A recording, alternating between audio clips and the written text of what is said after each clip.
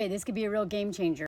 The enablers of predators might be held accountable now too. Okay, I don't know if y'all saw this, but this queen, Julia Orman, is suing not only Harvey Weinstein, she just came out with her own Me Too story, but she's going after CAA, which is one of the biggest agencies, or maybe the biggest agency in Hollywood, and Disney.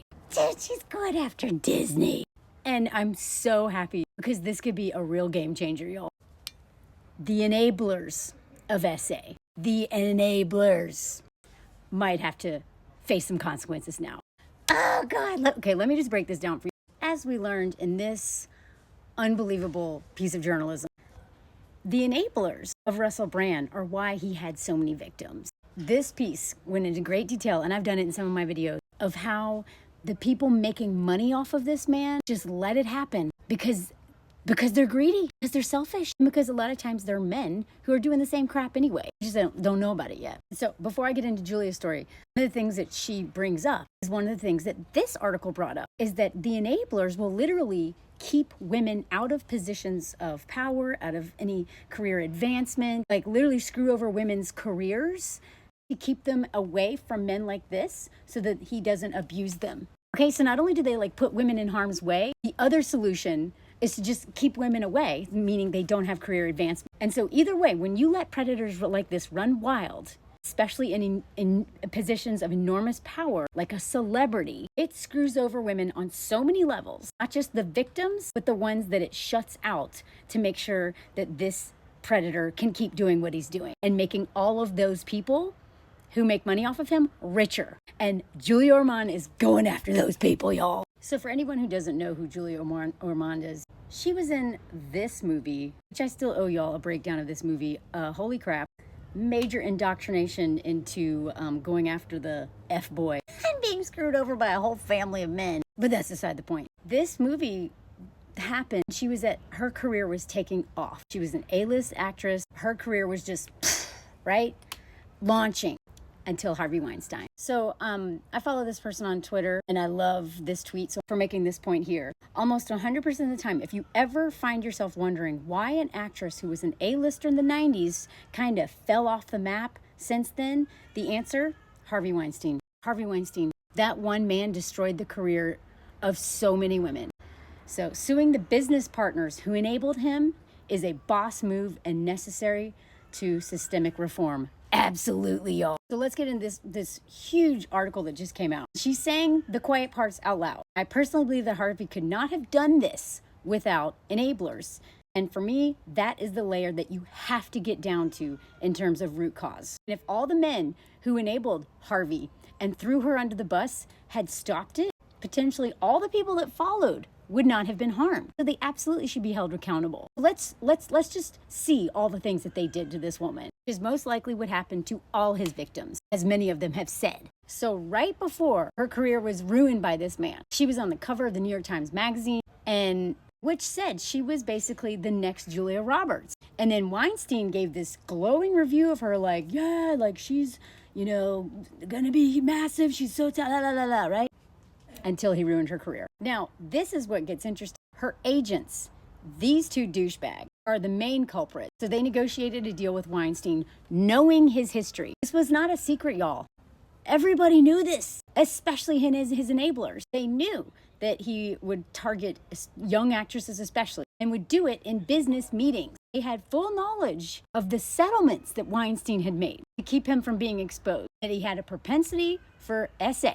And so right when her career was like red hot, as it said, I mean, Brad Pitt, Anthony Hopkins, hugely successful movie. Sabrina came out. Like, she was this rising star.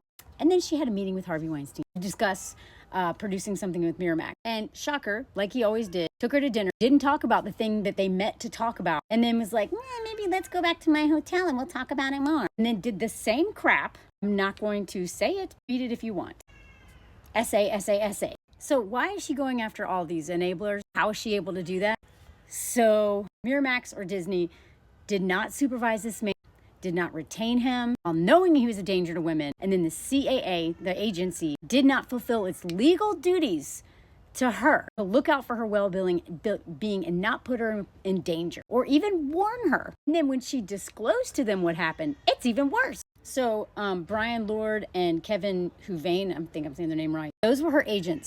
I have a literary agent. That agent is my partner. They are there to protect me and make sure I don't get screwed. That's how they make their money, is to make sure I don't get screwed. These men not only did not do their job, they literally screwed this woman. Look at this. They told her that she should not report Weinstein to the authorities, that she wouldn't be believed, and that it would seriously damage her career. They also, after the assault, she pleaded with them to stop Weinstein from coming to Copenhagen for that meeting. If they refused, if you don't want him there, you should deal with it yourself. So then she faced Weinstein, told him what he did was unacceptable, and she would not tolerate that behavior. And then she called her agents, and they did the same crap. Devil's advocate, even gaslit her into thinking that maybe it was her perception of consent that was off. What? They also, again, said, don't go to the police, you won't be believed, and that she's risking further angering Weinstein, who could be very punitive if she did. They also scared her with the threat of being sued. Are you sure a settlement is worth all that? And they also told her not to tell anyone else about what Weinstein did.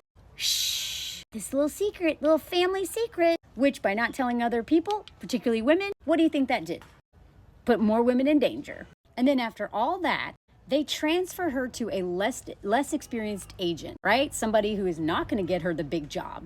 And then basically, her relationship then with that agency was over, and that killed her career. Now, before all this, she was getting $3.5 million per film. Since then, she's basically just had small roles and here and there on TV and stuff. And so the lawsuit is basically being that Weinstein's assault and the aftermath was catastrophic, both personally and professionally, because she nearly disappeared from the public eye. So I'm not saying that what these men did was worse than Harvey, but I believe it's just as damaging. It's just a different kind of harm. And it wasn't just her. All these women, and more. All of these men who are Me Too making comeback. Louis C.K. won, a Grammy? Not too long after all of his stuff. He's selling out Madison Square Garden. Casey Affleck is hanging out with his boy. What's his butt? Christopher Nolan even put him in his latest film. Fork that guy. They're all making comeback. But guess what? That's what happens to the careers of the women who were victimized.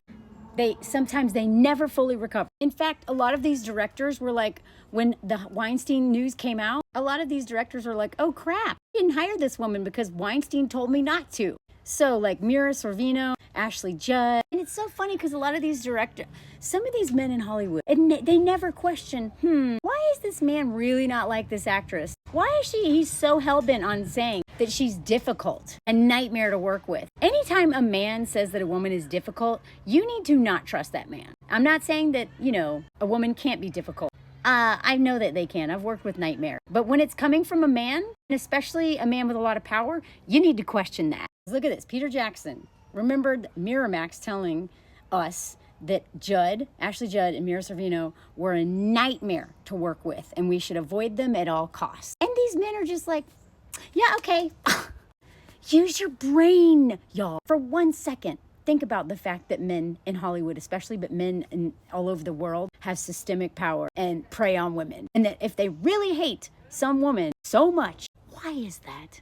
Why is that? If they're painting themselves as a victim, maybe you should question that. Unless she has power over him, which, we know women can prey on men. We know that men are sometimes survivors of SA. The statistics don't lie. And this man had so much power. Why did he hate them so much? God, they just trusted the opinion of men blindly. This is why they keep getting to do whatever they want. It's not even the enablers that are terrible. It's the men who are like, yeah, okay, I trust a man's opinion on this woman. This is just a small list of the women that just disappeared. And then you see the abusers come right back. It may not be in the public eye, but they all have careers and are thriving. I promise you. I can do more videos on that, of the men thriving after abusing women. It's only a matter of time before this man who likes to eat women makes a comeback. I swear. I'd be willing to bet on it. So if Julia wins this case, or even if she doesn't, the fact that she's doing this, I hope starts to scare men who make huge profits off of enabling predators. They're shameless, they're greedy, they're just as dangerous as the predators.